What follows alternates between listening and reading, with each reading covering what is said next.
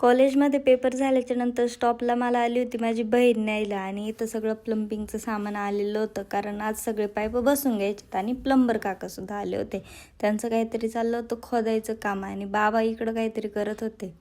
इथं आमची डुग्गू मॅडम बसली होती मस्त, तिला एक किडा दिसला होता त्याच्याकडेच बघत बसली होती. माझ्या पण काही बघा ना, पण हे जेवढं लाईनीमध्ये पाणी आहे ना त्याचं एवढं प्रेशर आहे. नंतर मग पप्पा आम्हाला म्हटले जा दोघीजण जाऊन विहिरीवर पाण्याची मोटर चालू करून या.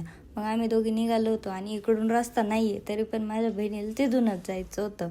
नंतर मग आम्ही विहिरीवर आल्याच्या नंतर आहे ना काकांच्या विहिरीत 3 मासे आम्हाला दिसलेत. बघा तुम्ही पण कसे आहेत. तिन्ही पण मला आहे ना कॅटफिश सारखे दिसतात. ते नक्की माहीत नाही कोणते पण 3 मासे आहेत हे नक्की आहे. तुम्हाला जर ह्या माशांचं नाव माहीत असेल ना तर कमेंट करून नक्कीच सांगा. नंतर मग गाडी लावून आम्ही थोडंसं चालत चाललो होतो विहिरीवर.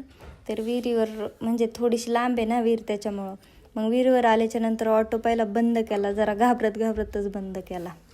दिले होते मम्मीने 100 रुपये दिले होते, त्याच्यातले 10 रुपये उरले. ते आता एवढी गरिबी आहे. नंतर मग वरती आम्हाला मेन टाकीचं कनेक्शन करायचं होतं, त्याच्यामुळं सगळी टेरेसवर आली होती आणि एकट्याच आमच्या डुग्गू मॅडम ह्या खाली झोपलेल्या असतात.